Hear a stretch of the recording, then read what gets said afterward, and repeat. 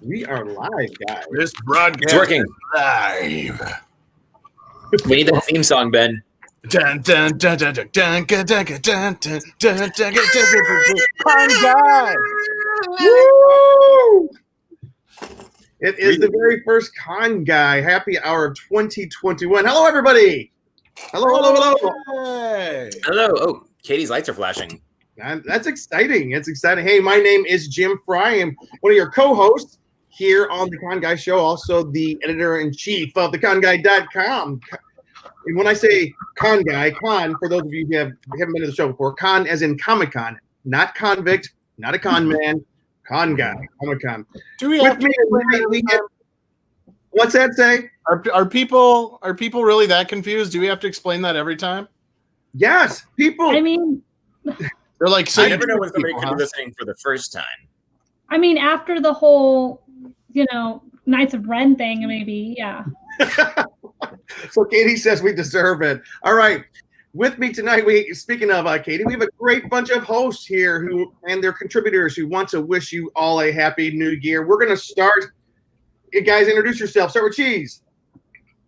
Hey, Cheeseman here with theconguy.com, social media director. What's up? All right. And to your other side. Right. Hey, I'm Derek. I'm Derek Sams. I'm a regular on the Con Guy, contributing writer, and one of the co-hosts here. Katie.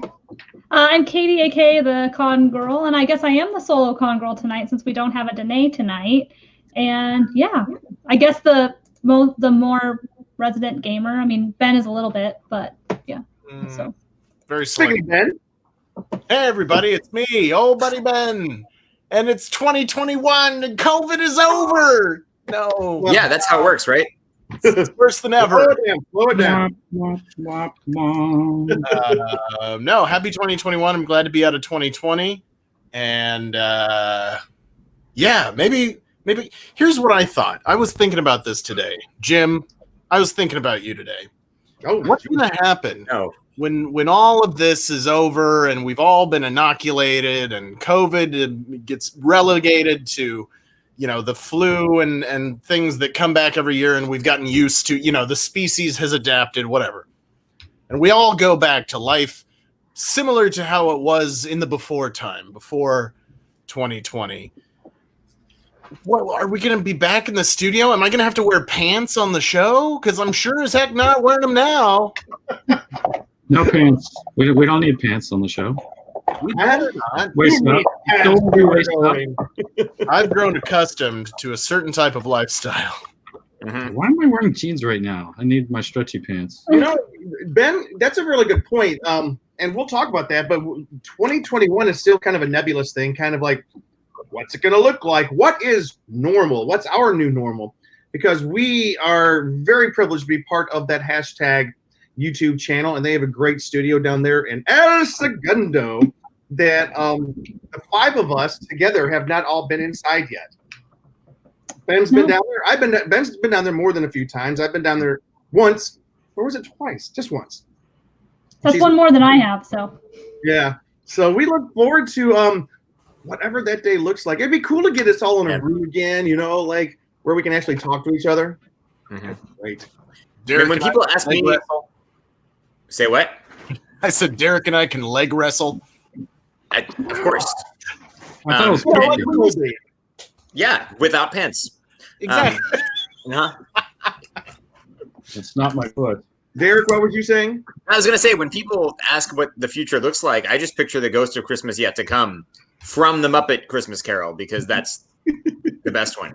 That's what the future looks like to me. Is that the ghost? That's the big, the big dead guy. It's the Depends what shroud version. with the point. Yeah, Like, it's that's just what a ghost is. hooded figure. Yeah. Well, listen, to everybody out there, thank you for tuning in to the Con Guy Happy Hour tonight. You can find us on the YouTube channel of that hashtag show, along with a bunch of other cool, very cool shows. They got shows about streaming, shows about wrestling, shows about sci-fi. They got us. Check them out. It's a lot of good stuff. Also, we are a part of the ESO podcasting network, available on iTunes, Spotify, Stitcher, iHeartRadio, and wherever you subscribe to podcasts. And as always, you can always find us on theconguy.com. Tonight, this week, we are discussing the very first big budget superhero movie to premiere in probably over a year, Wonder Woman 1984. And let me tell you, we've got opinions. Then we're going to look back briefly at 2020 and choose our favorite moments of the year because, yes, good things actually did happen in 2020.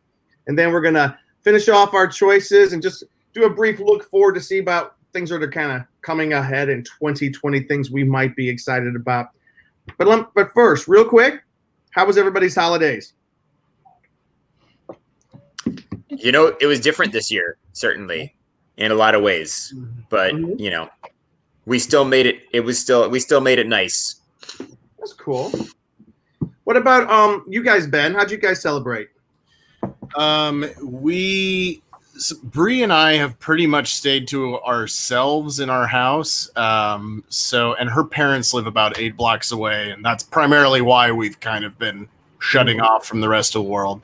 Right. And so her folks and us are kind of our bubble. Like it's just us 4. So they came over for Christmas, and that was nice. And yeah, it was, like Derek said, very much different from most other years, and but very nice. Yeah, it was nice. I miss my family. I haven't seen my family in over a year, which sucks, but you know. Oh, can I go again? Yeah. Sorry, I was just going to share some of the happy stuff too. Like, okay, as I've talked about, we have 3 small foster kids with us. Laura and I could not travel, not only because of all the COVID stuff, but because it was just going to be too hard with these 3 small children and making sure they got their visits with their biological mom, which we were able to see. They were able to see their mother on Christmas Day. We did stuff together with them. And also, like, between our foster agency and some other organizations that support foster families, we had a lot of gifts for these kids given to us, like just a whole bunch of stuff. And some of it, like, it came to a point where it was more than we knew what to do with, and some stuff we've still got that we might just have to donate because it's, you know, a little old for these kids, but just piles of toys for them. And they're so little, they were a little distracted because they'd open one toy and just want to play with it. And we're like, oh, no, you can open this too. Come on, there's more over here. But no, we'd rather fight over this one. And it was cute. It was great. We had matching pajamas for all of them. And a few nights before Christmas, we went driving around Burbank and Pasadena and seeing a bunch of the cool houses with lights and everything. And yeah, so even though it was different and tough, it was still a good Christmas, you know, remembering what Christmas is supposed to be about. Yeah, that's very cool. Very cool. And we just want to say hello, Mick Manhattan. Mick Manhattan. One of the best names out there. Mick, I think that's right up there with Bloodgood. Yeah, those are the 2 names we always have to say out loud every time they comment. Yeah, and Mick's he's got some good podcasts that he's involved with as well. Thank you for joining us tonight, my friend. It's really good to see you. Hey, Katie, what about you? How was your holiday? Sorry, pardon me. I got something in my throat there for a second. So I was off on New Year's, which is only something that's happened the last 2 years. Up until then, I basically always worked New Year's, so that was different in and of itself. And because my sister and brother-in-law both had COVID recently, my parents had to quarantine, and so they were like, we're not gonna come meet you. Like, we're not gonna have Christmas with people we haven't been around, which I respect, you know, obviously. And obviously I'm working too. So, but we did meet up briefly in the Santa Clarita area, just to exchange my gifts, the rest of my gifts that I had for my sister, my brother-in-law, and my dad. And then they brought my sister's gifts to me, and then we just got lunch real quick. And then, like, I sat in the back seat of our car, so it was still, like, you know, a little bit distanced, but it was like a short trip, but I was happy to at least get a meal. Went to a really good burger place I have never been to, and definitely going to go back because it was so good. Slater's 50-50 or 50-50 Slater's. I don't know which one it's called, but they do a Slater's. Is that the first Slater's one? Yeah, so they do a 50% bacon, 50% beef patty. Mm-hmm. Oh my! And I got that is what we call innovation right there. It was like a $15 burger because like a restaurant, but it was in the Westfield Mall up there in Santa Clarita. So you couldn't eat in the mall, of course, but you could get to go. So we did that. But it was a good burger. Their website has some amazing looking milkshakes too. Wow. Yeah. I did not try their milkshakes, but they apparently That's have why you're still alive. They have a Guinness milkshake that I want to try. What? That's cool. Well, that sounds awesome. I don't want to give too many details, but I was able to see. There's an alarm going off. It's my new Apple Watch. Speaking of Christmas. Okay, but I was able to spend some time with family, and that's all I need to say about it. It was great. Yes, there were some accommodations that had to be made, including parts of the family had to eat in the garage because they were exposed to COVID and they could not come around my mother and father. I was the one. I'm like, it's not going to happen. And if my mom's watching tonight, Mom, thank you for cooperating. That's the way things have to be. We're protecting you. So, but I had a great time. I had a fantastic time. And also, I got this from Katie. Thank you so much. Wait, You're welcome.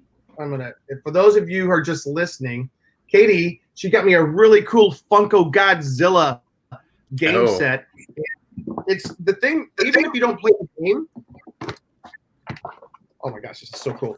It's got these fantastic, well, you can't see through the bag. It's got Mothra, King Ghidorah or Ghidorah, Godzilla himself. Oh, I like that Godzilla piece. Yeah, the Godzilla piece. It's the thing is I like it because it's old school Godzilla. I don't hate the new Godzilla, but I love old school Godzilla. And this, Katie could not have known that she was going to do this, but she got me. This one has a character that Godzilla fought called Megalon. Let me show that real close. He's got My very first movie I saw as a child, my very first Godzilla movie was Godzilla versus Megalon. And it's really cool because I remember I went to the theaters to see it, and it was on TV 2 days later. So yeah, what you gonna do? So I guess it wasn't that great of a movie. But let me go back to there we go. Yeah. So Katie, thank you so much for that. I can't wait to play this when we can all get together again sometime, in the future. And game night. We will play this. And Ben, I know you got one too. I did. It's in the other room. I'm not going to take the time to go around and get it. But no worries. Katie also, a Christmas elf came and dropped off some gifts at my house today. And one of them was a gift I had purchased through Katie for my wife, which was Katie had showed us hers the other day, well, a couple weeks ago on the show, which was how tall is it? 10 inches? Yeah. 10-inch chromed out Mandalorian Funko Pop. Nice. With the child, holding the child, which my wife freaked out about. She loves that. Thank you very much, Katie. Brianna extends her thanks to you. As well as Katie got us a Funko Game of Thrones strategy game with like little mini Funko Pop figures as the as part of it. It's super cute and really cool. And it's said for 2 to 4 players. So Brie and I are like, we can play this alone in our house. So yeah, there's actually 2. So that particular game, they have them for lots of different fandoms. With Game of Thrones was like one of the more recent ones, and they also have 2-player. They have 2-player and 4-player for all of them. So if we have a 2-player one, like Harry Potter has a 2-player one and a 4-player one, we always tell people if you don't want to commit to the 4-player game, it's a little bit more pricey. You can try the 2-player one, and then they do different characters in the 4-pack. So like if you want to extend your Harry Potter collection, there's no repeat characters. And they're also interchangeable. So like, Ben, if they release another Game of Thrones one, you can interchange the characters. It's kind of like, I think similar to like how Villainous, you can change characters and just disperse them. So yeah. Very cool. Well, thank you very much, You're Kate. welcome. Merry Christmas. And Cheeseman, before we start into Wonder Woman, I know that you have some cool stuff some cool Christmas treasures that you got. Yeah, if we're doing that now, I'll try to go as quickly as possible because I just got so much to share. But since we're talking Katie's stuff, I'm going to take a 20-minute break while we do that first. Yeah. So I got this game. Nice. And I literally, when she dropped it off, I sat with the little Hill Valley board in my lap for probably 20 minutes just playing with the little car and the clock tower and everything. What's the name of it, Luke? It's the Back to the Future Funko game. Nice. Back in time. Yeah. It has like a pop-up version of the clock tower, and so Luke set it up on top of the board game and then was playing with a little DeLorean on the board game. So That's cool. Well, speaking of DeLorean, a lot of Back to the Future being a 35th anniversary thing, so I got myself. Well, my mom got me this. I got more toys than probably my sister's kids. This is a remote control car of the DeLorean that they were selling at Target and probably some other websites as well. It's actually kind of a smaller car, but it actually operates pretty good. So I will be playing with that at some point. During the podcast. More Back to the Future. Got the 4K came out recently. Nice. And there was an exclusive version that had a floating hoverboard. So I haven't opened it yet to see what it looks like, but there's a magnetic floating hoverboard in this, which is pretty cool. Wow. So, and digital copies, everything. Got Blu-ray, 4K, and digital. And then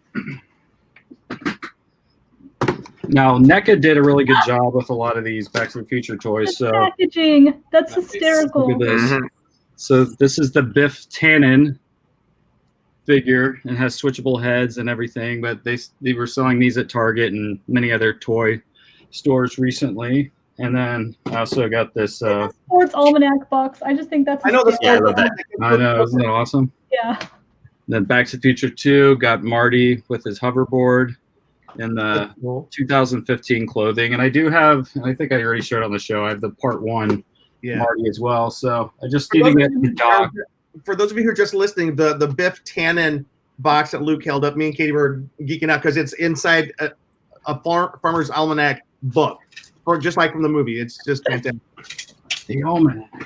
The almanac, sports almanac. At the But farm. Luke, on the inside, is it ooh la la? On a side note, I wish it did. While Luke is getting this stuff, I have a question for you guys, and chat can answer too. What is one type of vehicle or transportation that is fictional, that if there was one mode of transportation you could use that is fictional, what would it be? Does that make TARDIS. sense? Okay, TARDIS. The Swoop bike, Return of the Jedi. oh yeah. Mm-hmm.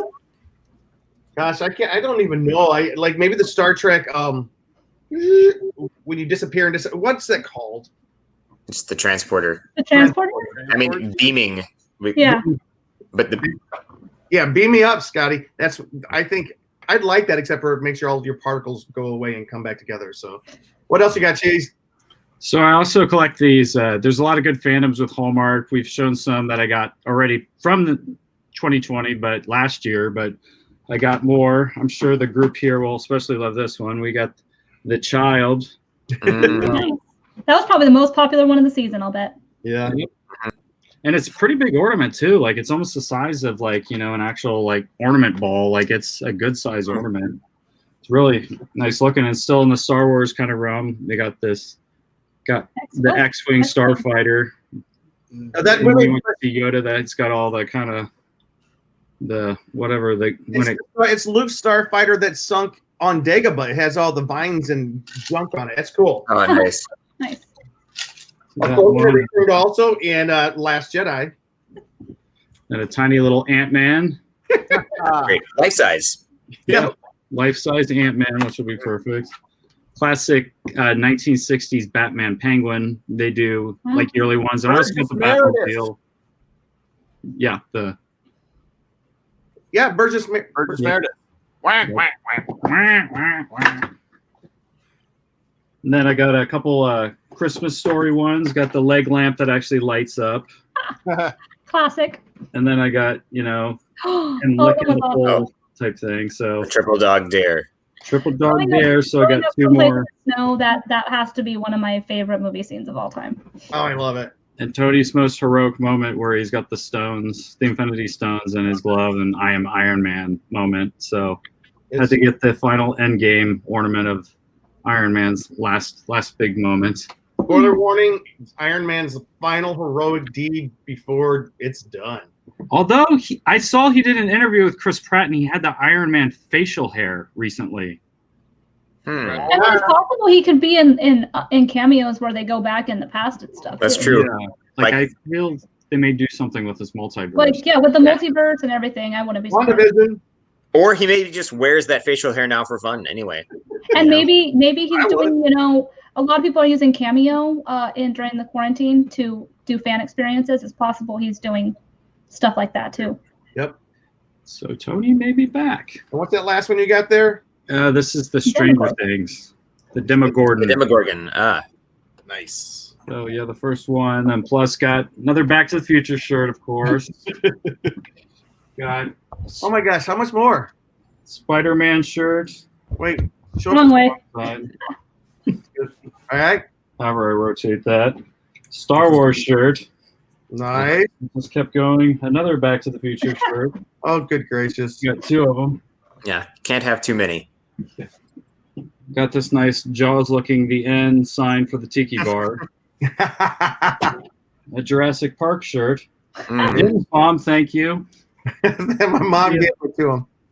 And then she got me some Santa Jaws socks. That's funny. Those are awesome. All right. Is that good? It's good for now. I was going to open the box of stuff I got when I ordered on the show on our Black Friday one, but I can do that at the end of the show to Good at the end of spread the show. this out. Yeah. It's been a Wow. lot. Luke just geeked out on this Christmas. That's fantastic. Does anybody else have show and tell? You, Ben? No. I mean, I have a webcam. I got a new webcam. So We'll turn the camera around and show it to you. Yeah. We can't see that one. Okay. My Twitch viewers have told me that they can notice it's different, but because it's 1080p, so Nice. before I was using my iMac. So All right. So, Ben, Well, and go ahead. oh, Jake. right. My mom, I got to interrupt again, but my mom got Lara and me the Charms and Potions expansion to Hogwarts Battle, which is one of our favorite games. It's the one we're the most addicted to, and we've been playing this obsessively lately. is it on Just PlayStation? whatever nights. No, it's Hogwarts Battle is a deck building tabletop game. Oh, the actual tabletop. That's what you meant earlier. Okay. No, earlier you said Spider-Man. My bad. Oh yeah, we were playing Spider-Man on PlayStation tonight while we were waiting. But Charms and Potions expansion is a lot of fun. You get extra charms abilities for your characters, and then you've got like a potions board where you can collect potions ingredients and get potions that you collect to go with, of course, all the other cards you've been collecting. And you've got new villains. You've got villains like Rita Skeeter and Cornelius Fudge that you didn't have before. It's good. It's a good game. Thanks. You guys, Hogwarts Battle is an amazing game. Even if you're not a big Harry Potter fan, if you like anything nerdy, if you're into any kind of strategy gaming, it's amazing. Not a Harry Potter fan at all. No, not. Yeah, I know you're not, Katie. We'll work on that. Yeah. Just like Ben's not a Star Wars fan, I hate Star Wars. And Luke hates Back to the Future, and Jim hates Godzilla, I hate Godzilla. Tell you what. So, Ben, I have a question. Before we jump, since we're talking DCU, the DC universe, I have a question. If you could clear up some confusion that some people have, and it's confusion which I have. Holy confusion, Batman. There's 3 Batman. Do you know what I'm talking about? Yeah. So, Yes. the author's name escapes me off the top of my head, which is disrespectful as a journalist, but I apologize. It came out a couple days ago. So it was released that different news sources were reporting off of a tweet essentially that we already know Michael Keaton has signed on to come back and play his version of Bruce Wayne / Batman in the Flash movie, which is going to be apparently somewhat loosely based off of the Flashpoint storyline from DC Comics. And then people were taking off of a tweet saying, oh, so Robert Pattinson and Michael Keaton are going to be the 2 Batmen of the DCEU, the film multiverse, moving forward, and Ben Affleck is going to go away. And then essentially the guy that tweeted it initially, again, I can't remember his name. I'm awful. Anyway, he came back and he's like, hey, I was moving for a couple days and wasn't getting on Twitter. I never said Michael Keaton was doing more than this movie. So essentially what it seems like now is that Ben Affleck, Michael Keaton, and possibly Robert Pattinson will all appear as Batman in the Flash movie, which again is based on Flashpoint, which is a multi-universal storyline with different universes colliding from the DC Comics universe. But I guess a lot of people were going off saying, oh, Michael Keaton's going to go forward with more movies in the DC EU, which is the movie universe. And apparently that might not be the case. So it sounds like now we've definitely got Michael Keaton in the Flash movie. Robert Pattinson is going to have his own line of Batman movies projected. Ben Affleck's last appearance as Batman is going to be in the Flash. So we'll have Michael Keaton and Ben Affleck in the Flash. Not 100% sure about Pattinson in the Flash, but that's about where we're at. Yeah. Well, I mean, they had multiple Batmans in the Crisis on Infinite Earths show this last season. Well, yeah. Too, or multiple Supermans. My bad, not Batman. So like, right. It'll be like the second time they've had multiple. Like, I mean, in the Batwoman episode and all those crossovers this year, they had Tom Welling come back as Superman. They had Brandon Routh come back as Superman, and they had the voice. Was it the voice still on the screen? Where's Katie up here? Okay, he's zoned out. It's okay. And then I think the original voice was the voice of Superman. Not Superman. Sorry, Batman. Batman was in it as well. So because in Batwoman, you have not seen the DCEU, DC TV side of Batman. He hasn't been shown yet. So they went backwards and showed a different Batman. So, yeah.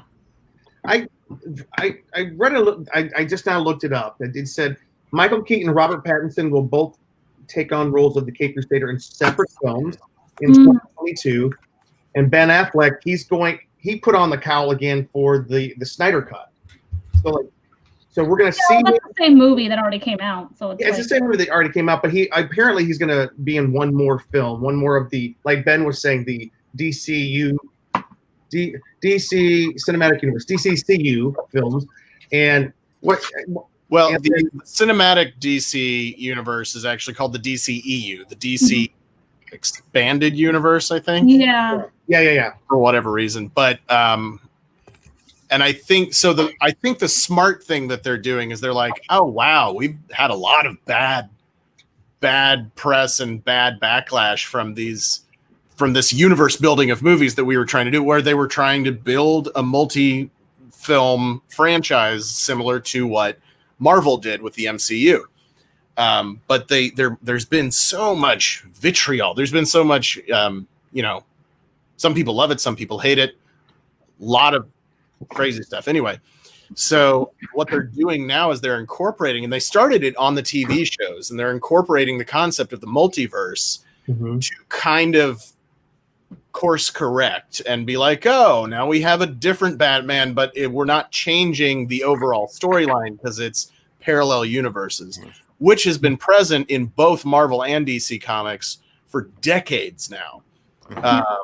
And in fact, in the 90s, there were a couple of crossovers where Marvel and DC crossed over with each other. I'm still waiting for that. I know it won't happen, but still. It's happened. It happened in the 80s too. But now with Marvel being what they are, I don't think that would ever happen. You never know. Unless Disney buys Warner Brothers. Yeah, that's just the whole Sony thing is surprising. I mean, look how long it took just Sony, who still had Marvel entities, to go together. Does anybody want to see Batman with Michael Keaton, Val Kilmer, and George Clooney in the same kind of multiverse? I'm not sure how I'd handle that. I don't know. I think it depends on how they do it. I think you have to do it in a comedic way. You have to do it in a comedic way. I am interested to see Matt Reeves' Batman though, with Robert Pattinson. That's because that one, I guess, it's a standalone. It's all by itself. It's not connected to any of these other things. But like you said, Ben, maybe he is going to show up in the multiverse something. Flashpoint. Yeah. That Flashpoint movie though, that's gone through a couple of directors now, and that's all over the place. So with DC movies now, we just gotta. I'm just waiting until they get released, and then I'm gonna see what it is because I don't know what's going on. Yeah. Speaking of which, let's rewind to the 1980s as Wonder Woman's next big screen adventure finds her facing two all-new foes: Max Lord and Big Brother. and the Cheetah. Oh yeah. It starred Gal Gadot as Wonder Woman, Diana Prince, or Wonder Woman / Diana Prince, Chris Pine, Wow. as Steve Trevorrow, Kristen Wiig as Barbara Minerva, and Pedro Pascal, aka the Mandalorian, as Maxwell Lord. We're gonna do something here that myself and Derek, you as well, and Luke, we were all in the screenwriting program where the first thing we do is it's called the Circle of Love. We always go around and we talk about the stuff we appreciated that we saw. Because let's just put it honestly, there's been all kinds of opinions about this movie, and we're going to give you those opinions. We're going to be very honest, but here's $300 million just spent. Let's talk about some of the things that were a little bit of the money well spent. So anyways, guys, I want to know your impressions. Wonder Woman 1984, take it. Are we only doing the things we like right now? So we are, right? Circle of Love. And also, Circle of Love. We are doing spoilers. We are doing spoilers because we are drilling down into this movie tonight. Spoiler alert. Spoiler alert. All right. Katie, I would love to know what you thought. Because you and I I know what I thought, but then also say what I loved about it, right? Yes. Okay. Start with what you love. We'll get to more serious thoughts later. Yeah. So I liked it. I didn't love it, but I don't love pretty much any DC movie with the exception of Shazam. So with this movie, what I particularly loved, and my roommate knows because I was commenting on it all the time, just like I do with almost every movie I see, the costuming. Obviously it's the side of the 80s that everybody does. There's more to the 80s than what they showed. I get that, but it is what the cliche everybody else knows of the 80s with the bright colors, the pink. But aside from that, I love the costuming in the sense that it told its own story as well, which I, as a costume designer, am able to tell, but not other people are able to tell. And Diana looked amazing, but I don't think we ever thought she wouldn't. But in particular, there was a good use of colors. The colors said a lot in this movie. So that's what I liked about it. And then there was another, I forgot what the other scene was, but the scene with Steve trying to decide what to wear, I thought was really funny. And the other thing I liked aside from costuming is the chemistry that Diana and Steve still have. And I think that is one of the better parts of both the movies is they have good chemistry. There's other problems and all that stuff, which I'm sure we'll get into, but I think their performance was my favorite part aside from the costumes and the overall brightness of it, because DC is usually so good, and I appreciated that this was not so dark. That's true. And let me just say, Jonathan says he got a haircut for Christmas. Way for you. Good for you, Jonathan. And Stephanie Lee Samuel, a friend of ours and a really good friend of Luke's, she loved the opening sequence, said it was really fun. Yeah. Who wants to go next? That's fun. I'll jump in on this. I thought, even though there was a lot of cheese and stuff, it was like Katie said, the brightness was fun, and I could appreciate that they set a tone at the beginning and stuck with that style. Do you know what I mean? Like that whole after that opening sequence on Themyscira, we're in the mall and she's stopping a crime, and it gets cheesy, fun superhero style, with her lassoing a little girl and sliding her across the floor into a giant teddy bear to keep her safe. That's silliness, but it's silliness done in a way that it's intentional and they kind of know what they're doing, and it's just, and they were able to be pretty consistent with that, I think, which I enjoyed. Also, I thought all the performances were great. I think, I love Pedro Pascal. I mean, who doesn't like Gal Gadot as Wonder Woman? She is brilliant in it, and Chris Pine was great. And I love the score still, that Wonder Woman theme music and the way of course it was in new ways. It's a new movie. But yeah, and then there were a lot of moments okay, I'm not getting into negative stuff yet, but there were things that we were still criticizing, but Lara was even tearing up at one point because it was a sweet moment, even though, I had a lot of criticisms about it. Which moment? I teared up too. At the end, when Max Lord is back with his son and hugging him. Oh, that was nice. Yeah. And it was so funny because Lara was like, I still hate this movie. And she was wiping her eyes. Yeah. Well, just because someone hits you in the feels, it doesn't necessarily mean that makes the movie good as a whole. So right. That's true. Yeah. But the movie wasn't Yeah, there were good aspects. Oh, and to Katie's point about like the costume changing scene and stuff, I did enjoy this idea that, you know, in the first movie she was the fish out of water and he was introducing her into the world, and it was a role reversal this time. Oh yeah, that's interesting. Yeah. And that scene with all the costume swaps and stuff was just this flip of the one that she had in the first movie of trying on all the outfits. So it was a really fun just role reversal for that, with them still being, you know, pretty true to the characters. Yeah, absolutely. My camera died again. Sorry. Now I'm just frozen image. He's pondering a long Yeah, he looks Very really long pondering. Well, while this thing reboots up, we'll see if it works again. Well, let me tell you what I liked about this. Or Luke, do you want to go first? Sure, I'll say a few things. A few things. Just kidding.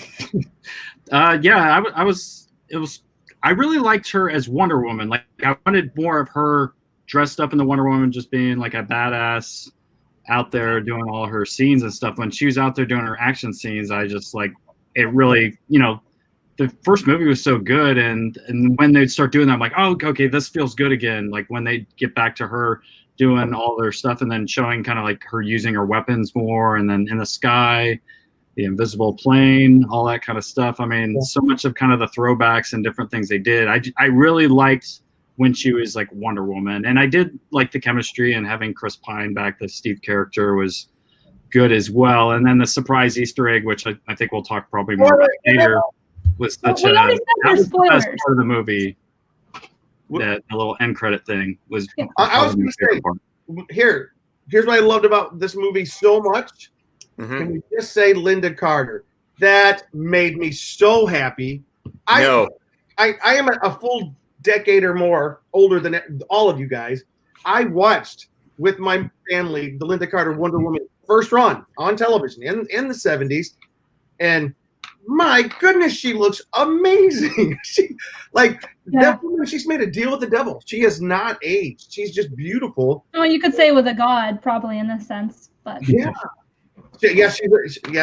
But that was, to me, that was a surprising thing. It surprised me. I think I read last year that she was on set, but I forgot.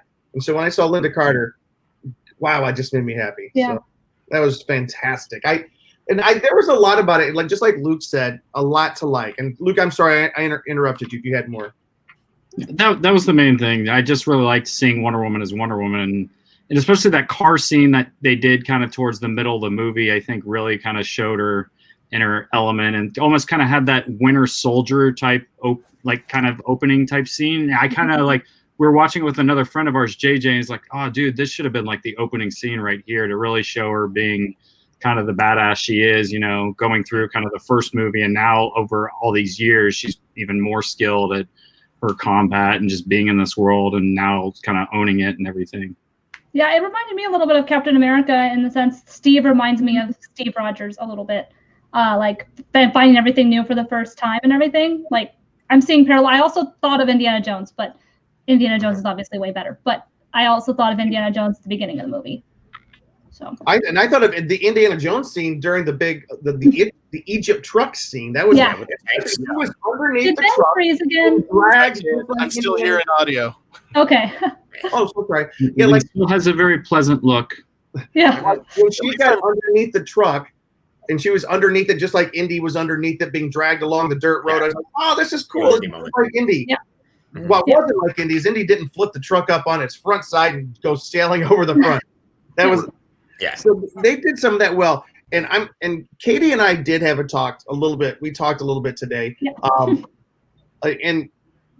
And we're gonna get a little bit more into like some of our feelings about like the stuff that didn't work for the movie. Well, wait, can I say what I I liked was gonna about say, what did that My visual is frozen, but my audio's still here. Yeah. Come on. Yeah. I had one more thing I liked, and it's that at first I was a little bit taken by the plot and stuff, but I think the plot was trying to be a throwback to 78 light, fluffy Linda Carter era Wonder Woman. So that once I thought about it that way, I was like, huh. So this was an episode of the Linda Carter Wonder Woman. So I kind of like that. All right, Ben, let's hear what you thought.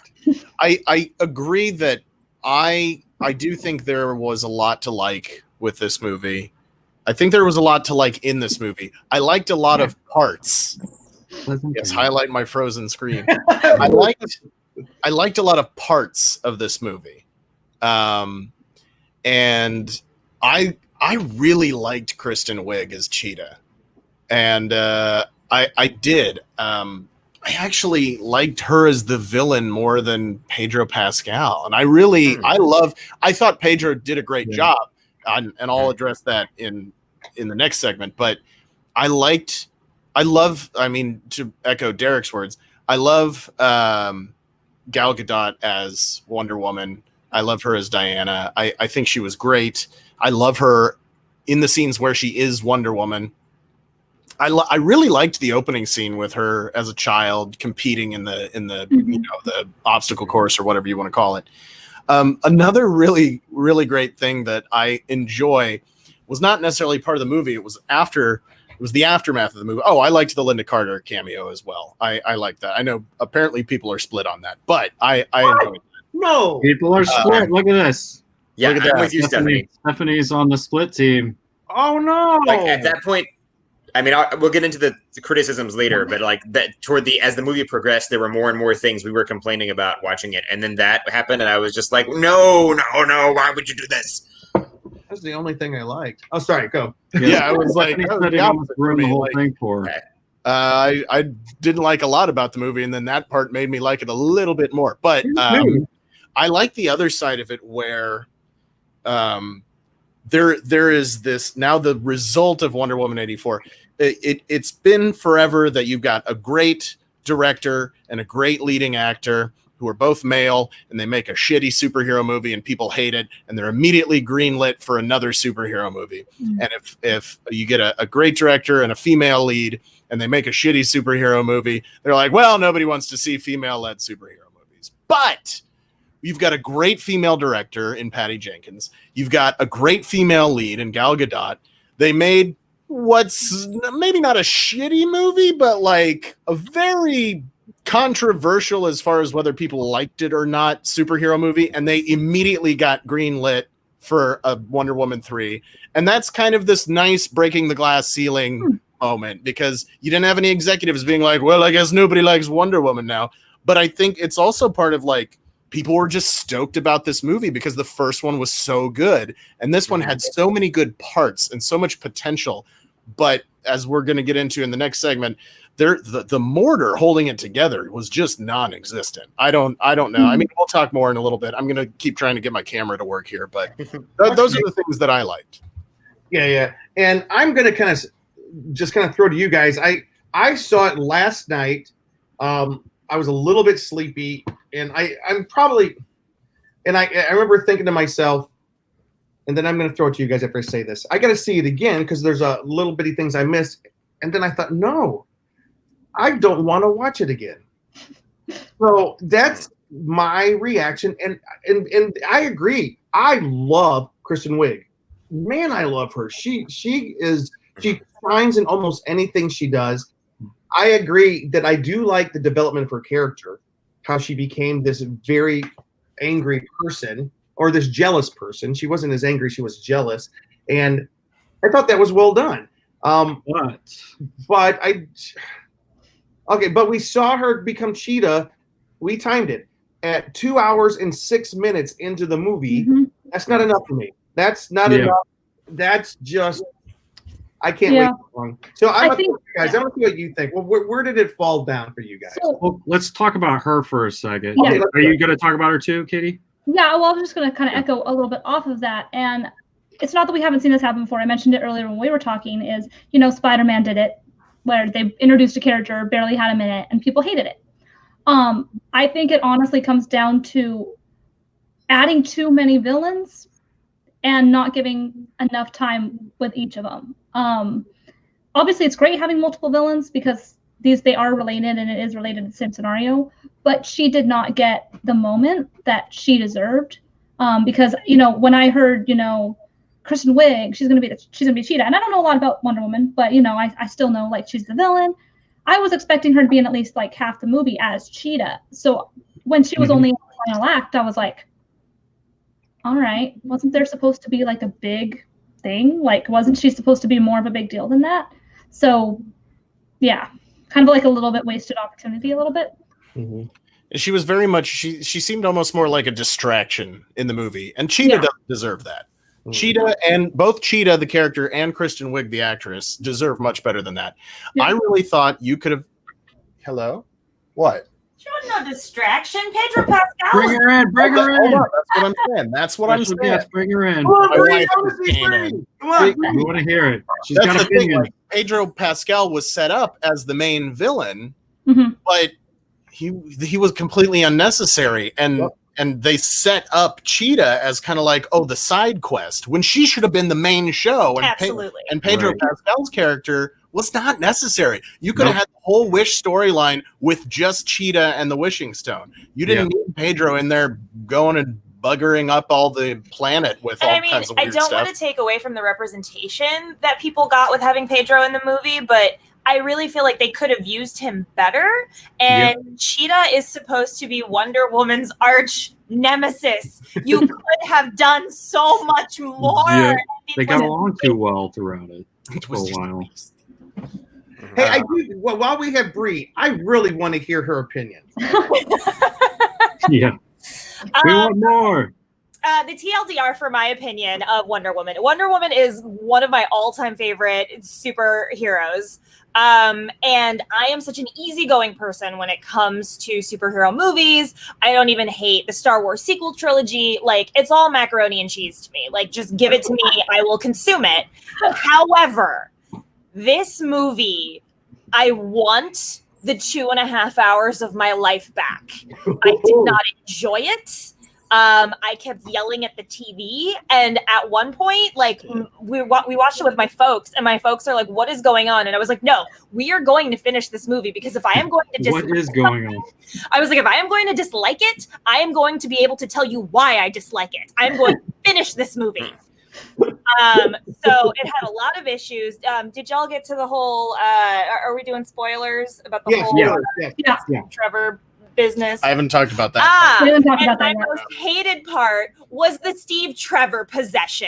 Why Yeah. did he have to possess somebody Yeah, else? yeah. He It's did. a wish. He could have showed up and I would have bought it. The whole thing of Yeah, like, and there was oh, no you're- explanation you're as to somebody why it else's- was that guy. Yeah, you're Or in why somebody he had else's it- yeah, that body. Weird. You're in somebody else's body, but all I see is you. What? Come on, dude. Yeah. That Come was on. weird. And the fact, okay, isn't it a little Rapey. Yeah, that's what I was Little going to say. rapey. Yeah, that. Yeah. I'm That's disturbing. noticing so many consent issues in media right now that's really popular, like consent issues in Wonder Woman. Spoiler alert, trigger warning, consent issues in Bridgerton. Like, can we stop doing that? Yeah. Yeah. Oh, the camera's slowing down. The camera's slowing down. Oh no! Oh, there we Okay, go.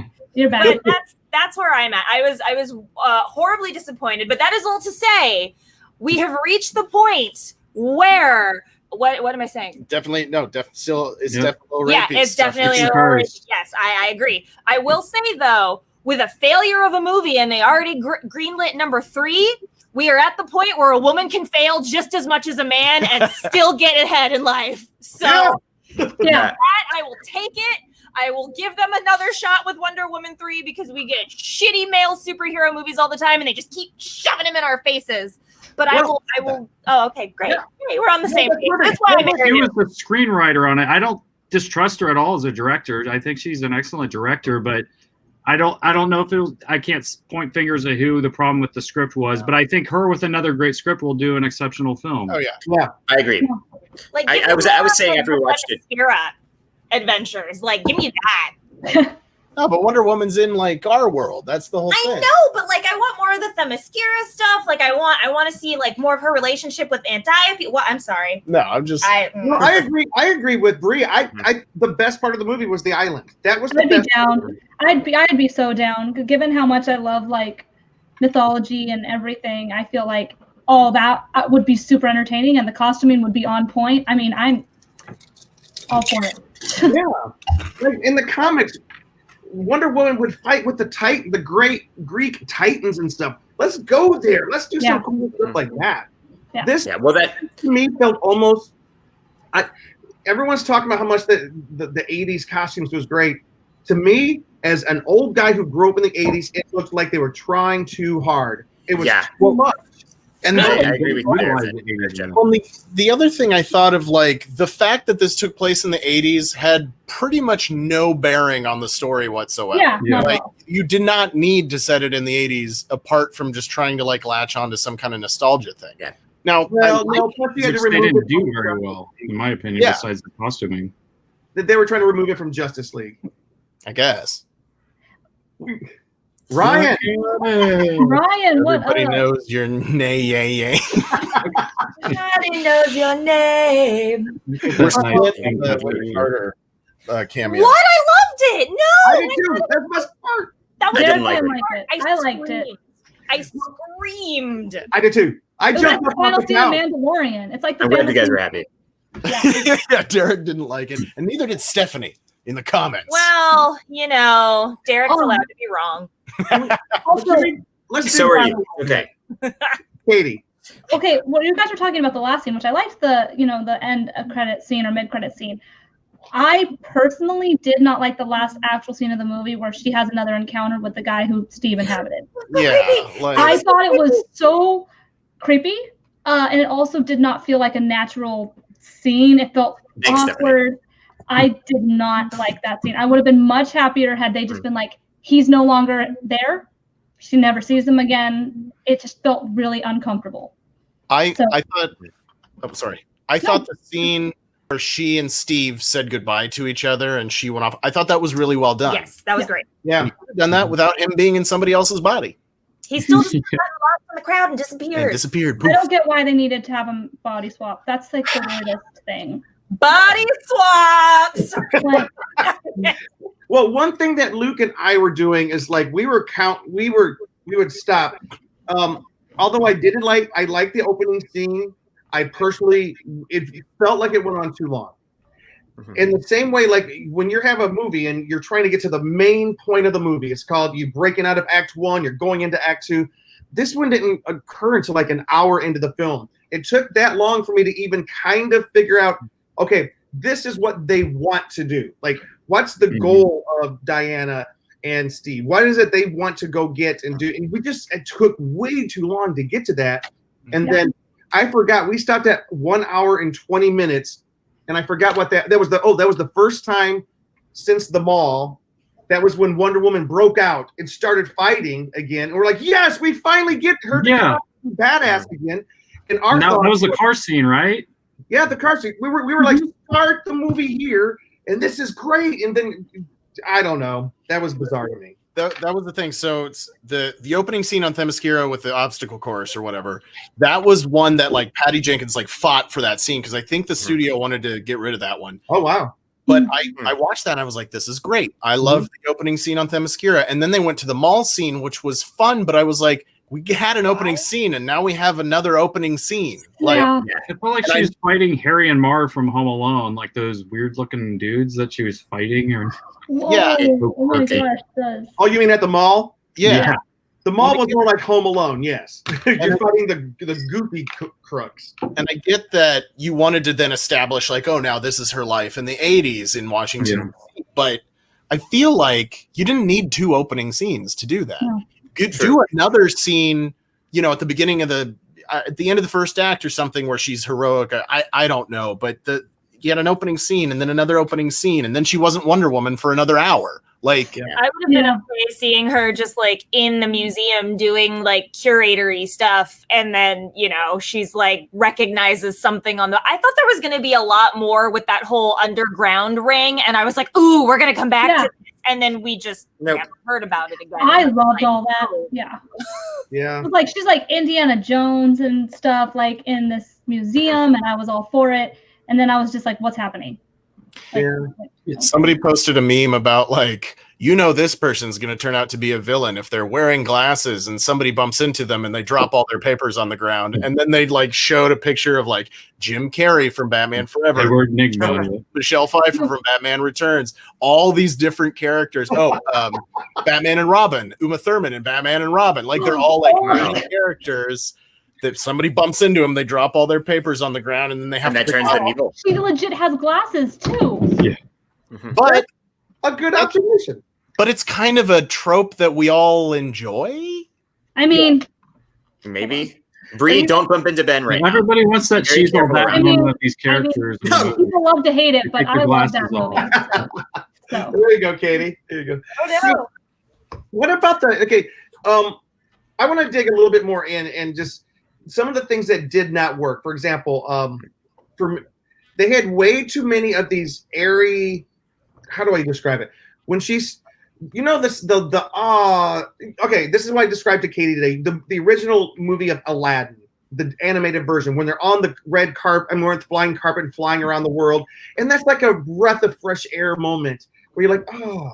It seems like this movie tried to insert like 4 or 5 of those moments of just like, oh, we're in the plane, isn't this beautiful in the fireworks? And then the next time, oh, I'm flying, I'm looking at clouds.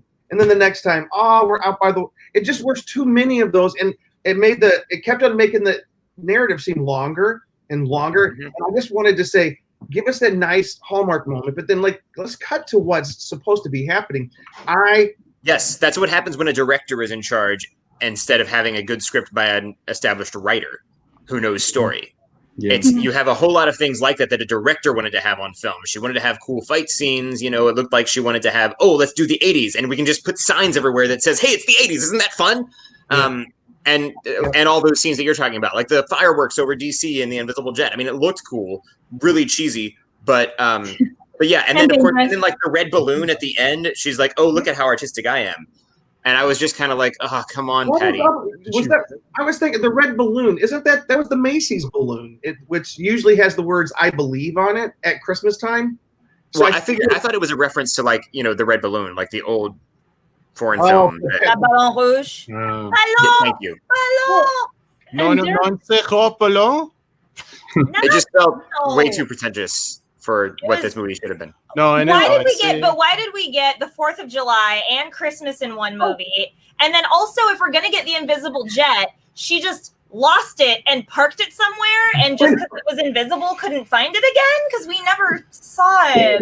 And then she figured out, I can fly, and then picks up an armor that has wings, which she no longer needs because she just learned how to fly. But somehow, 30 years later, when she shows up in BBS, she doesn't fly anymore. But she looked that costume though, like.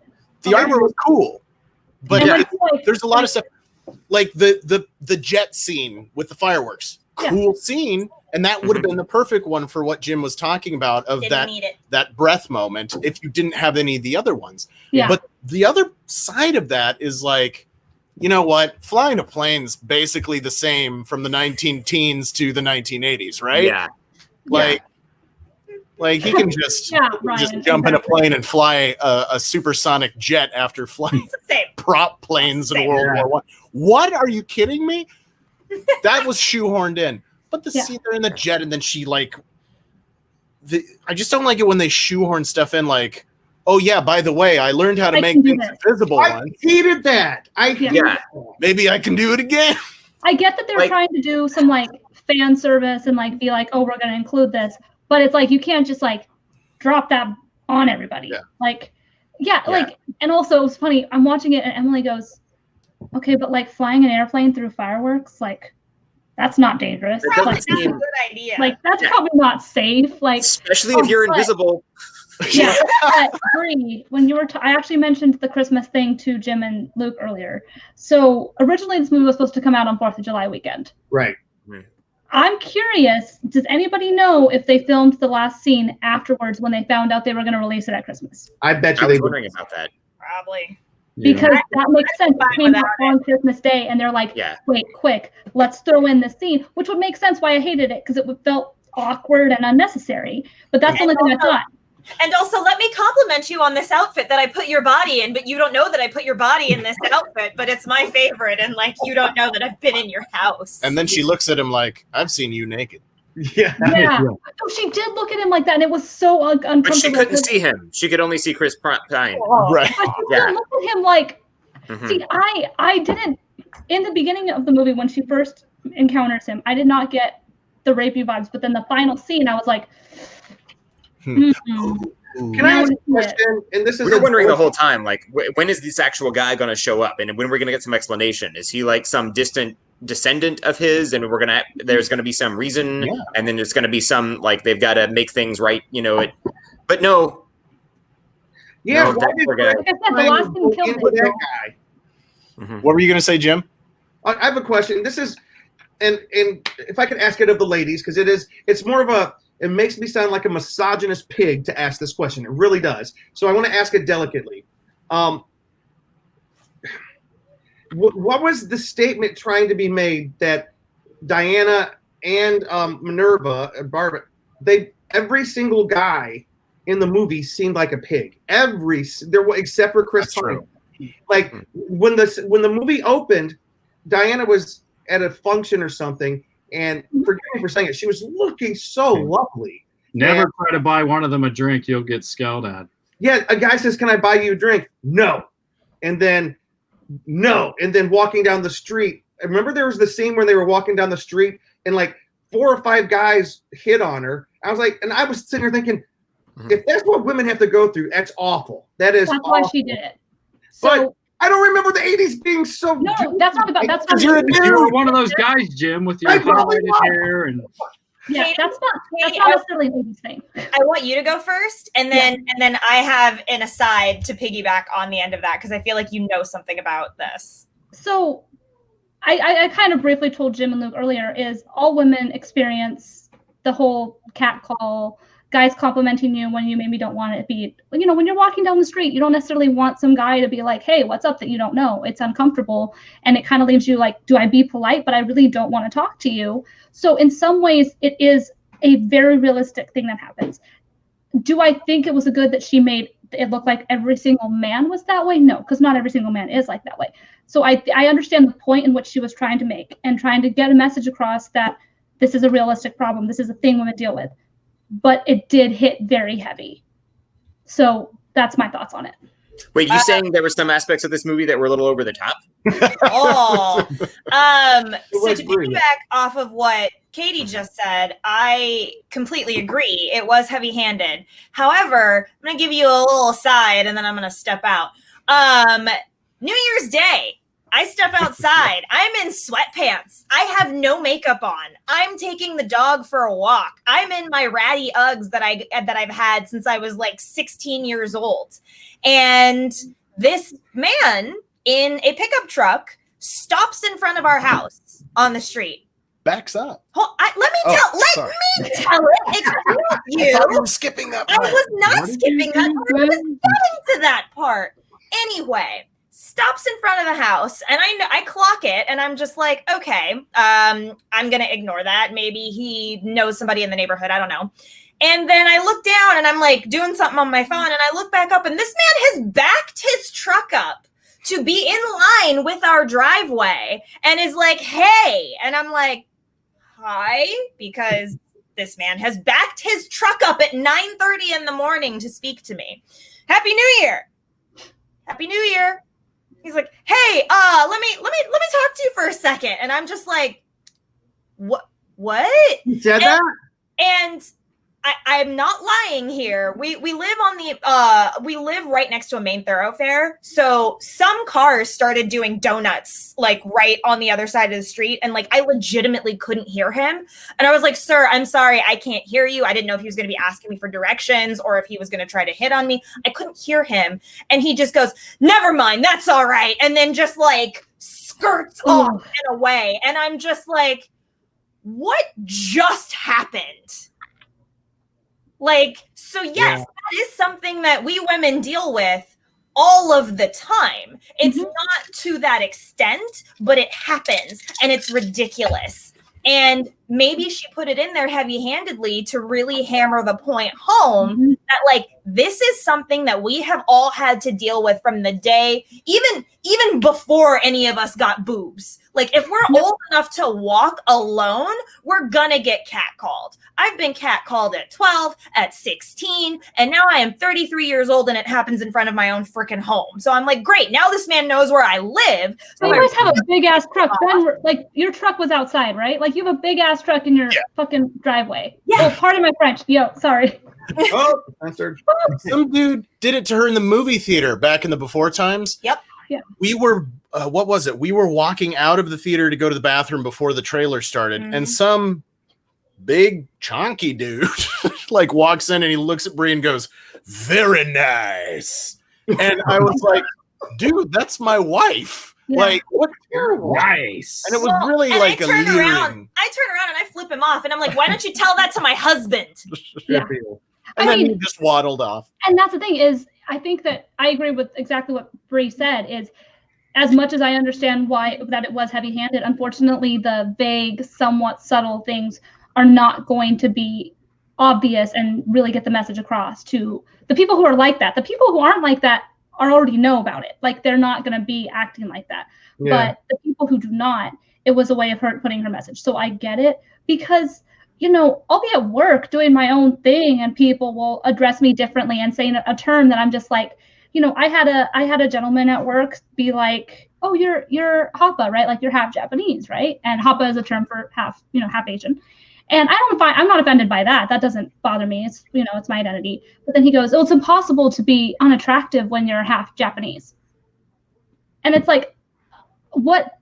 Like, I don't know you. It's a like, weird this thing is to say. awkward. Yeah. So, I mean, there's all I sorts of things. understand. Like, honestly, it kind of needed to be said. I And feel like Katie and I could go back and forth with stories for the Yeah. rest of this show, because I'm just like, there was one time where I had to go talk to some guys where I work, and they were like, "Oh, the next time they come out to wherever it is that we're based in, they have to bring you." And I was like, I'm so uncomfortable. Oh yeah, that was when you were corporate. Yes. We're not going to talk about where I work. I said corporate. I know, but no, that was at my current place, but Yeah. my last position. So Yeah. so if it is causing those conversations and having people go, "Wow, is this what women go through?" then I think that it was an effective technique.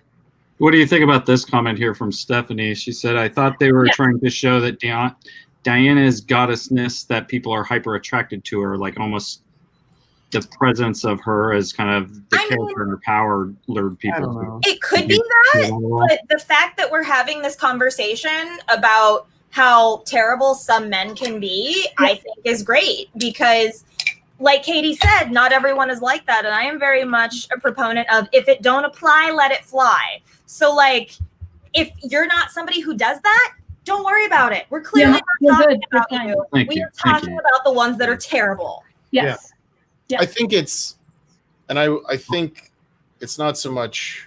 Forgive me if I'm speaking out of turn. I'll let you know. If it's not so much that some men are terrible, or that is, I mean, they are, but yeah, some aspects of male-driven culture are terrible and influential in that, and I think that's very much an illustrated part of it too. Yeah, that's what I thought she was trying to get. We were discussing. It was me and two other guys were watching it, and it, you know, and we saw it, and it started to feel like,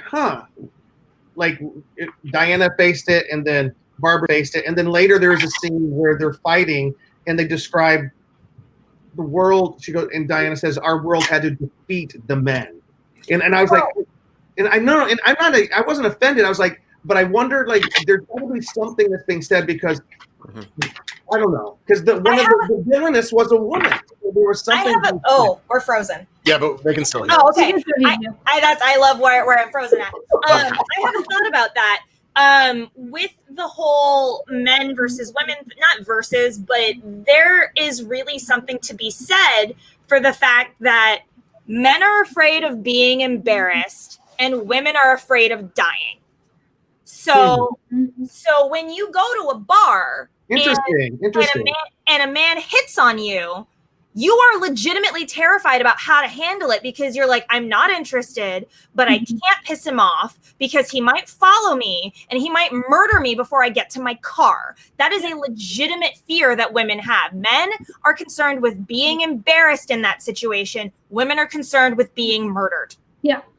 That's a good So with Barbara, when she gets attacked, she's literally afraid of being murdered or taken advantage of or raped or any of the above things that could happen to you as a woman. And so, you know, when she starts to see like, oh, I don't have to be afraid. Oh, I can go for a run and beat somebody up because I don't have to be like, there's also like, hey, women, there's like a Twitter,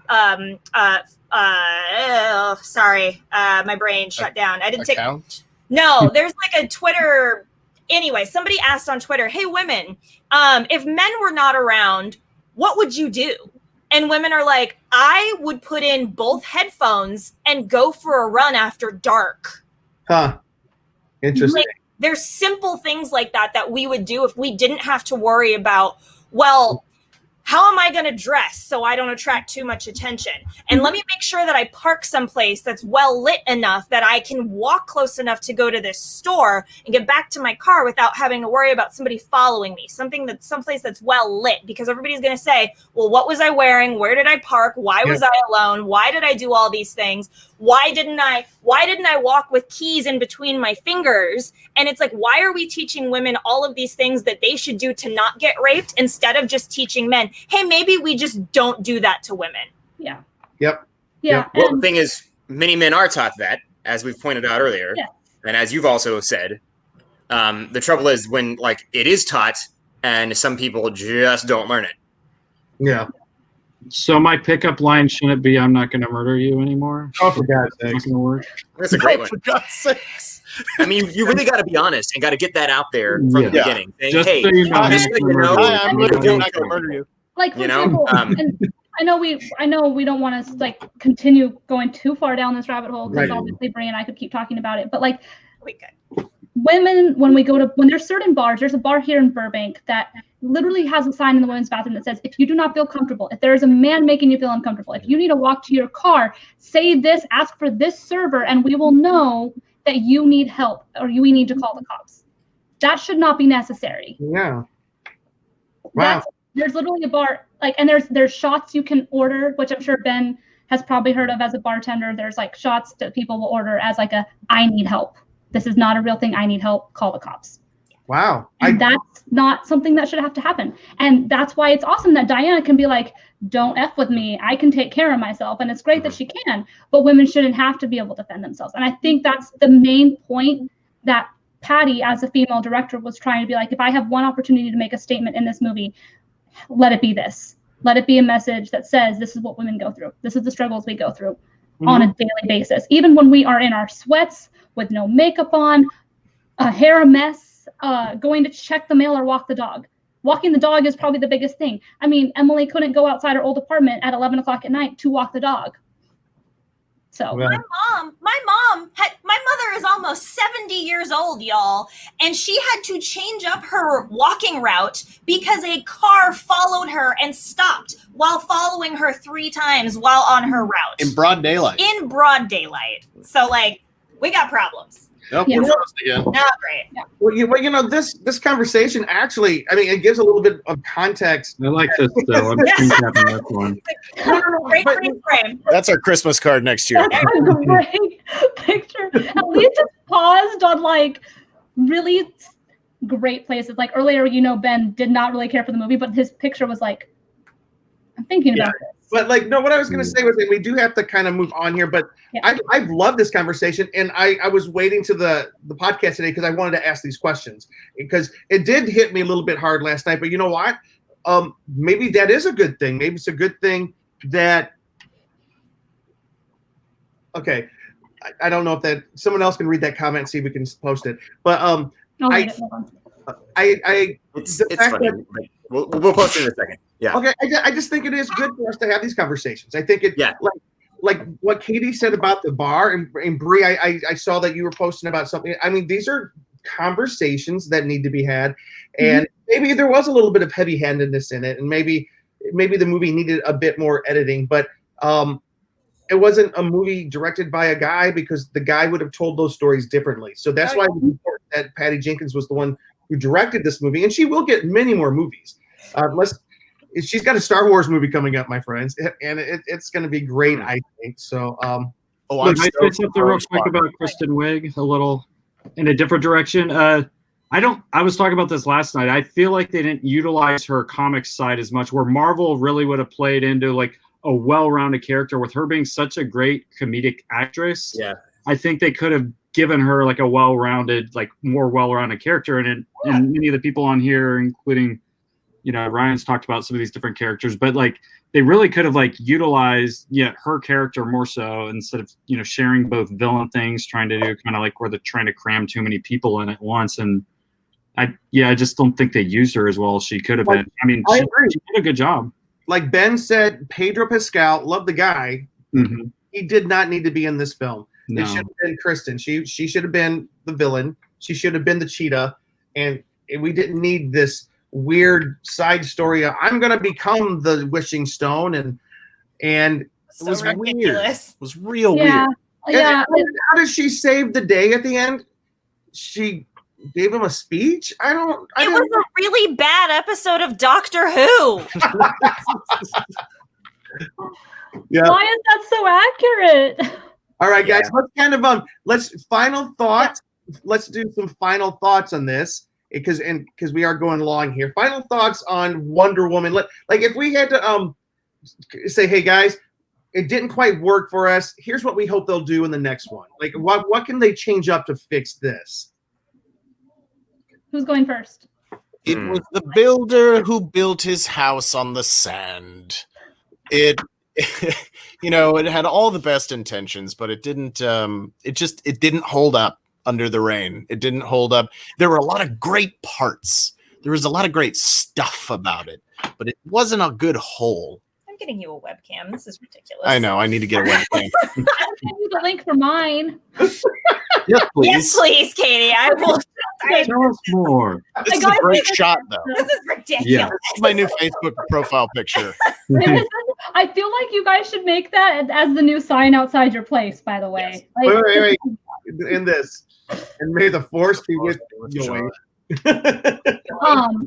Ben, were you done on that, or was your more yeah, no, a lot of great pieces to this. I liked a lot of things. I just didn't care for the movie overall. Yeah. And that's sad for me because I wanted to like it so much. And Bree can tell you, Bree was angry about the movie as we were watching it. And I was trying to actively defend it while we were watching it. He was. I gave up like halfway through, and I 10 out of 10 would not watch again. 10 out of 10? Would not watch Oh, again. 10 out of 10 would not watch, guys. Yep. All right, good night. I'm out. I'm stepping away. Hey, so glad you came. This is Thanks. And thank you for this lovely picture. We will cherish it forever. Anything for the cause, y'all. I've already saved it to my computer. Don't worry. God. All right, Yeah. real quick. Ben, Katie, Derek, Luke, closing thoughts. What can they do to fix it for next time? So First, go ahead, Derek. No, go ahead. okay, just gonna say first with this one, it's a little ironic and kind of unfortunate that we were able to talk about all these things this movie was doing about, Diana and Barbara getting hit on and having all of that aspect in there, while the same movie had the other problem we were complaining about where a man's body gets possessed by the main love interest. Yeah. And the movie completely skims over that and never addresses that as an issue. Mhm. Which, okay, yes, it's more often a problem for women with these things, but it also happens with men. And just it's not to the same extent, but a lot more often than you would think. Mhm. Just putting this out there, I'm 5'6" and 135 pounds. I've had very inappropriate things said to me by both men and women. I've been touched in ways that made me uncomfortable by both men and women. And there are some places I don't like to walk alone because I'm 5'6" and 135 pounds. I know a little about how to defend myself, but if you got a group of cougars, I'd be scared for my safety. So like, I'm sorry. I shouldn't laugh at that. No, like, I know it's a little funny the way I'm saying it, but like that's also part of it. Like when you portray this stuff about like men being victims of sexual misconduct, it's usually played for laughs in films. Yeah. And it is like, granted, I don't want to pick apart every little thing in a movie too much because I know what they're trying to do, but they've got all this stuff about women being catcalled while they literally take over a man's body and just like, and act like it's fine.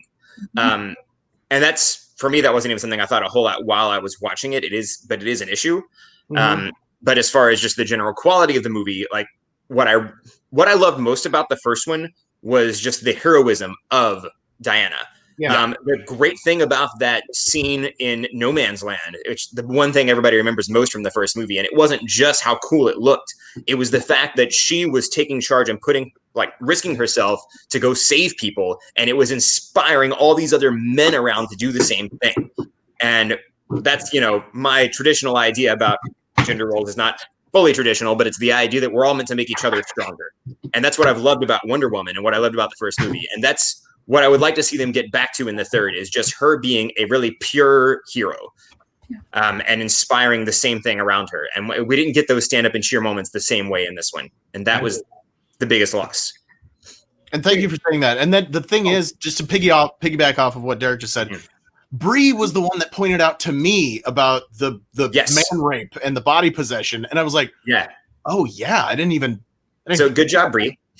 And I think that is the thing. Like, I think both you and Jim mentioned that, like, male sexual assault gets played for laughs in movies, but you look at the real life story of Brendan Fraser and why he disappeared from movies for 20 years. Brendan Fraser, Corey Feldman, Terry Crews. Terry Crews is like the most recent one, I think, and that story is heartbreaking. And so, no, I'm glad that. Thank you for bringing that up, Derek. I appreciate that perspective as well, and how that's weighed against, because they're both important things, and it's like this one had attention brought to it in maybe a heavy-handed, but it's something that needs attention brought to it, and this one, because it's the flip side of the coin, in so to speak, kind of got. But a lot of people online are really upset about that aspect. Yeah. And I always I never thought about the fact that you're 5'6", 635 pounds. I just assumed you could beat me up. He can beat all of us up. What's up? Yeah. Just keep assuming that.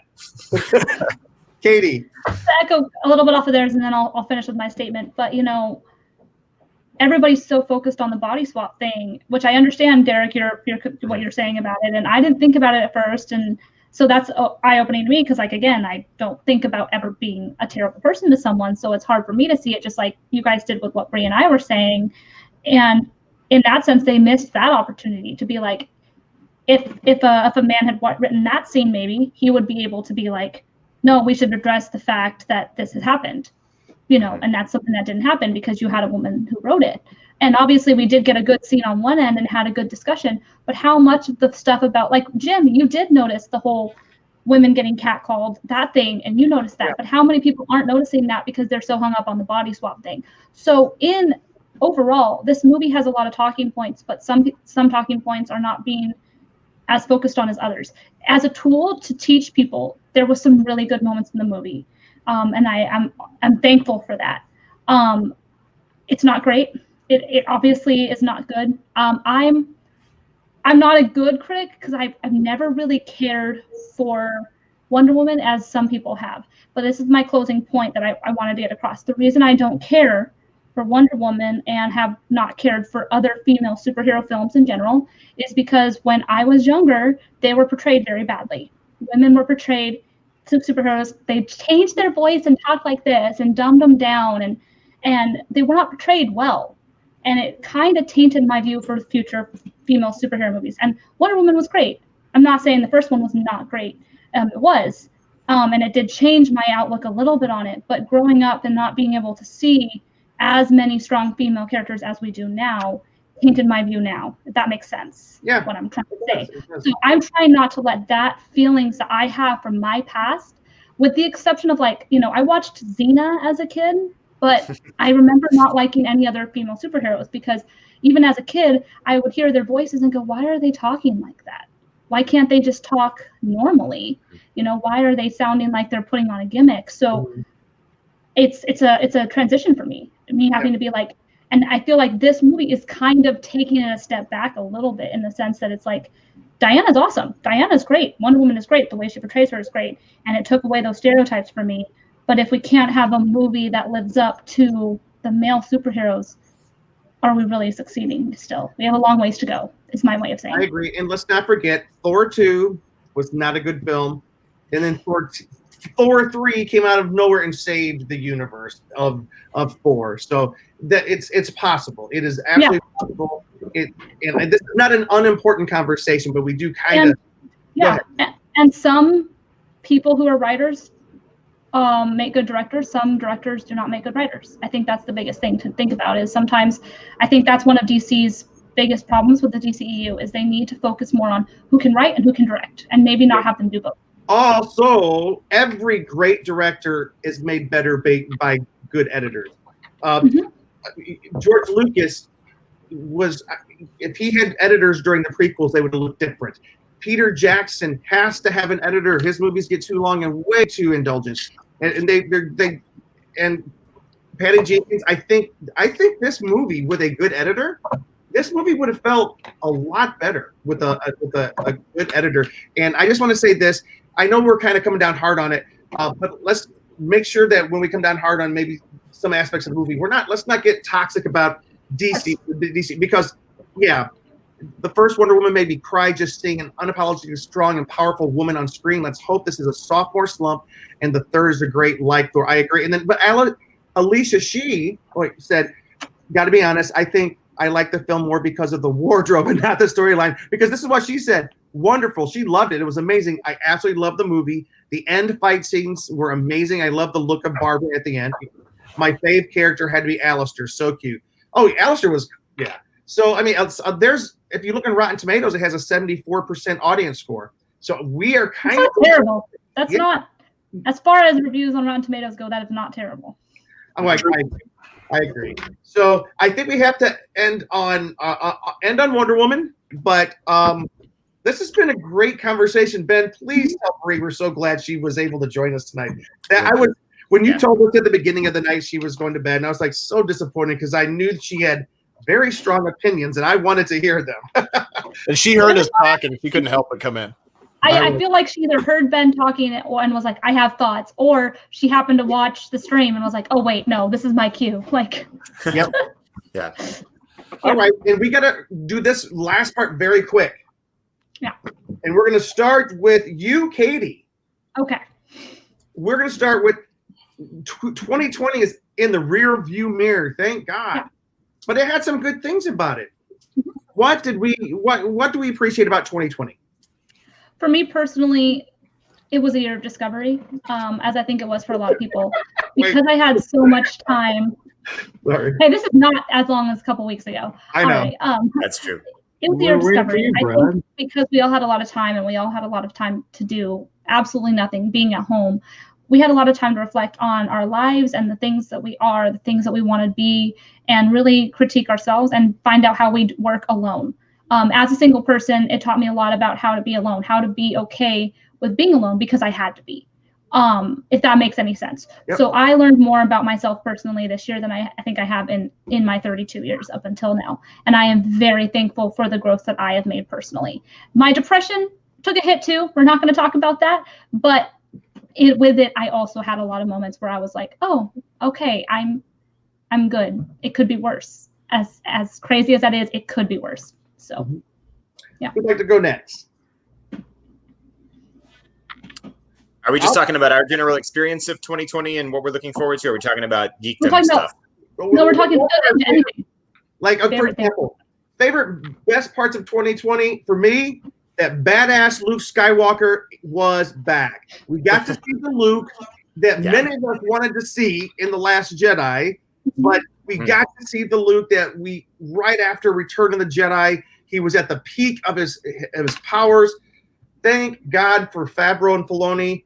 My favorite part of 2020 in the nerd world was seeing Luke. I got tears in my eyes watching that episode. Yeah. I just was just beside myself. I was just thinking, there's Luke. He's here to save us. Oh, chills. So great. Yeah. And also, Jim, go ahead. No, I just want to add, I'm with you on that. Like, Mandalorian season 2 is probably my favorite nerdy thing that came out this year that I can remember. Like, Picard came out in January. I was happy to see Picard. Wasn't crazy about where they went with the season, but Mandalorian season 2 I really loved. Yeah. And the ending, like I've told you guys, like our first foster baby that we got in April, we referred to as Baby Yoda because we met him on Star Wars Day. And like, I know what it's like now to take a child in and love him like your own, and then have to see him leave because he's not meant to stay with you. And so I was feeling all of that, along with being happy to see Luke Skywalker, even though there was very uncanny valley and the CGI face was kind of tripping me out. I still like the way they did the story there, and I don't know where they're going to go with it, but I'm really interested to see, because I want to see Mandalorian kind of grieving that loss and see how he copes. Yeah.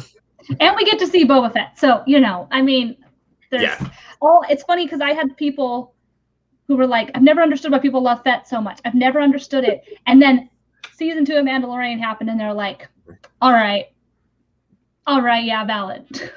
So, Ben, what's the best part of 2020 for you? Oh man, I would be remiss if I did not mention that the Con Guy hosted our first San Diego Comic-Con panel in 2020, albeit digital, but still. Yeah. We got in the game, Coach. We got in the game. We did.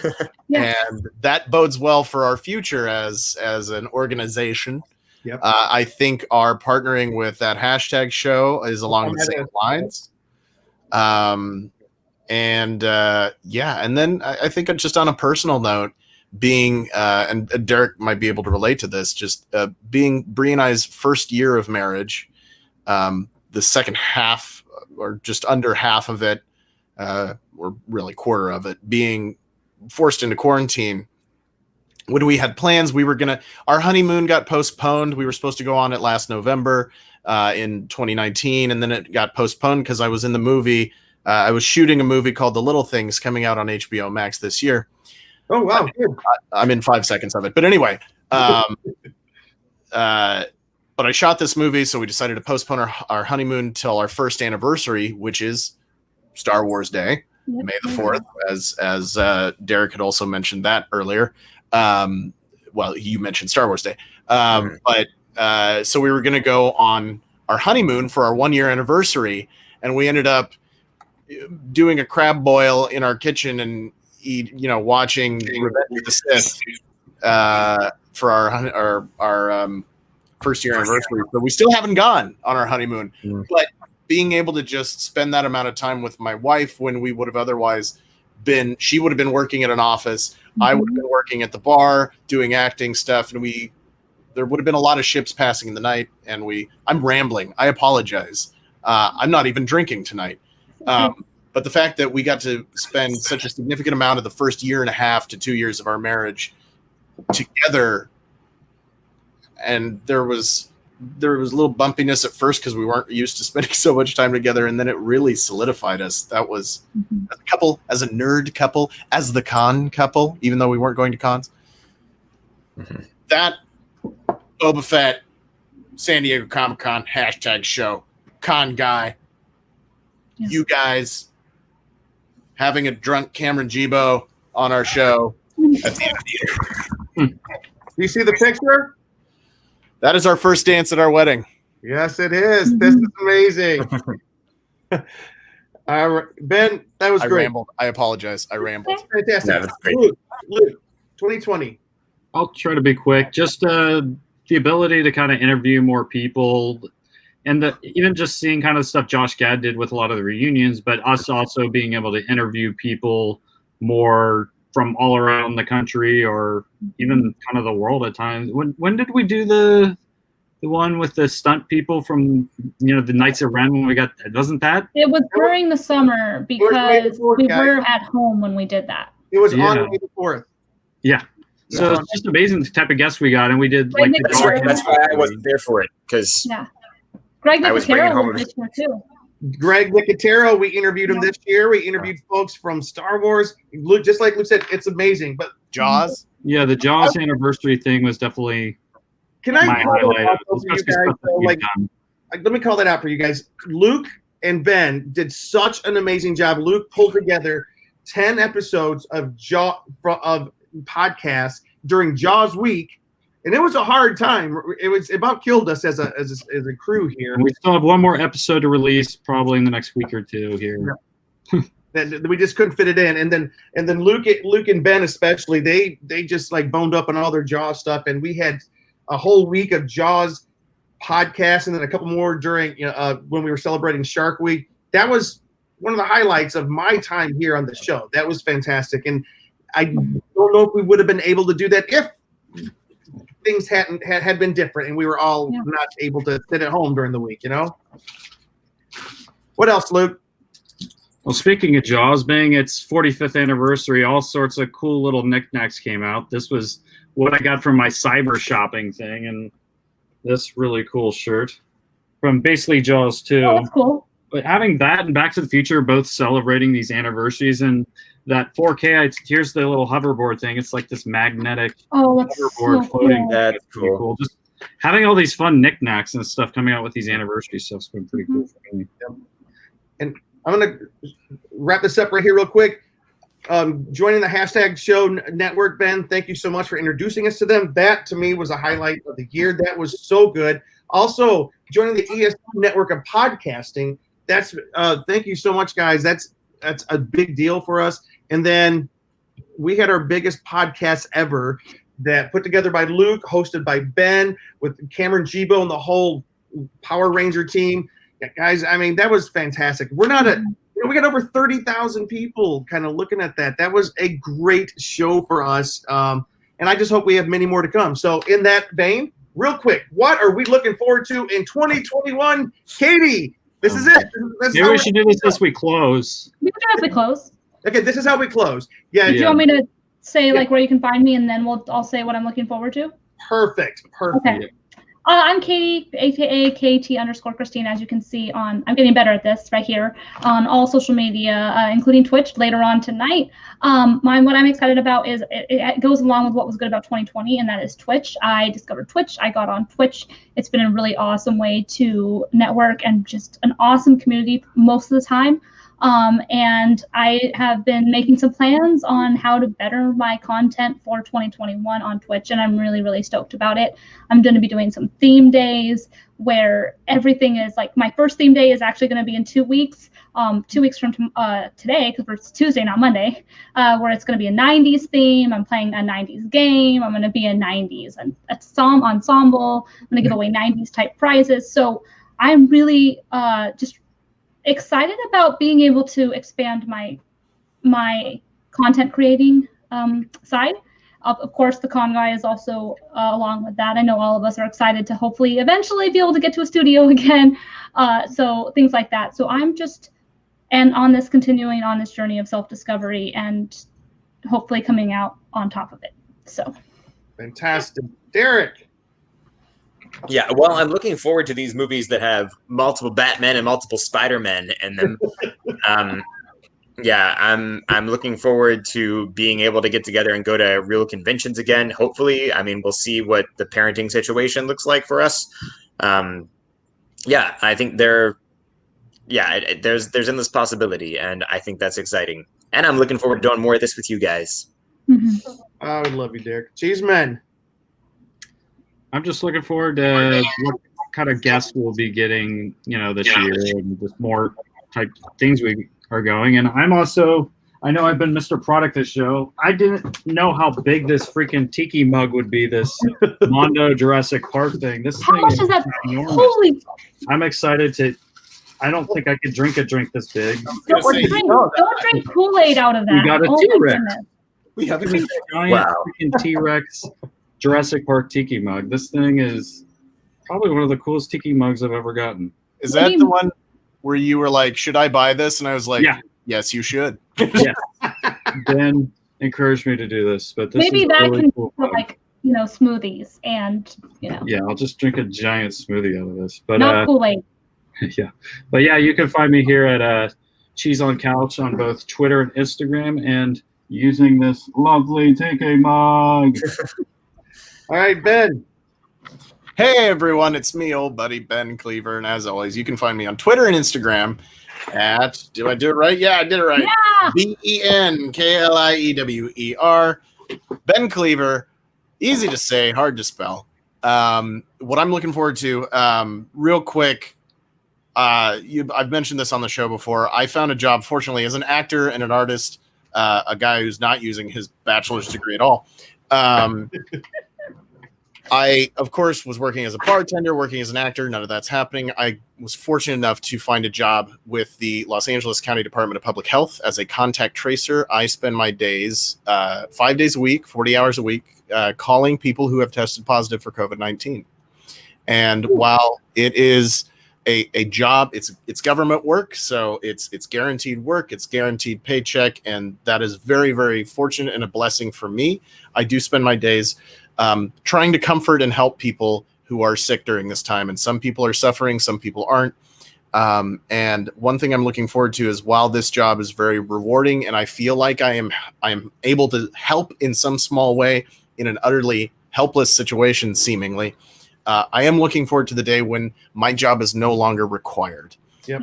And in much the same way Derek was saying, I'm looking forward. I don't know what we're going to get to go to this year. I don't know if Ren Fair is going to happen. I don't know if Wasteland is going to happen. I don't know if San Diego or WonderCon or LA Comic-Con, although LA Comic-Con and Wasteland are the same weekend now. But anyway, I don't know if any of that's going to happen this year. This might be a limbo year where we're just kind of trudging up out of the swamp. And then 2022 might be the year when we get back into it, but we'll see. Hopefully we can get back together and do something. I'm looking forward to having a beer with you guys, like with Katie, and Derek, and Jim and Luke, and Danae, who texts us about how much wine she drinks. And that's what I'm looking forward to. I'm looking forward to getting back up out of the muck. I'm looking forward to my job not being necessary anymore, and I can go back to being a bartender. And an actor. And an actor, of course. That's what I'm looking forward to. And seeing you guys, your faces in person and touching your cheeks. Yeah. Maybe not. Please don't do that. Yeah, that'll be weird. I look Leg wrestle, I'll do, but don't touch my cheeks. Okay. Brad had to say, Luke, that looks hella creepy. And that tiki mug looks like a gremlin and a dinosaur had a baby. Those are two separate statements. He was just saying that Luke looks hella creepy, and then the tiki mug. Oh, God. Just kidding. Beer, you mean Casa Vega Until I margarita? put water on. That's the dream, Brad. My margarita. That is the dream. It wasn't a margarita, it was a White Claw with tequila, but we're going to call it a margarita. So you can find me on Twitter at JimFryLA. You can find me on Instagram at James D. Fry. Follow us here on The Con Guy. Ben, what is in your hand? Hey, you wonder why I'm always drinking out of this red cup? Well, it's because Always wondering. It's because whenever Ben Cleaver shows up, it's always a party. Oh, Katie and I always have these butterbeer cups because when we're around, it's always magic. All right, guys, on the Whoopi Goldberg. This party is over. The bar is closed. I froze again. All tonight. Love you guys. This has been a great show. One thing I look forward to in the new year: shorter episodes. Oh, Luke, what You'll is see. that? Jim. One topic We'll show. What is that, Luke? It's a hoverboard. It's hoverboard. Oh, it actually hovers. Yeah, magnet.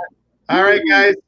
Happy New Year 2021. Like Ben said, for those of you who pray, let's pray. And for those of you who hope, which is all of us, let's all hope that this is the year we're getting out. And let's end on closing phase. That's awesome. Oh my gosh, another great one. Love it. All right. Bye-bye, guys. Good night. Good night. Bye. Happy New Year. See?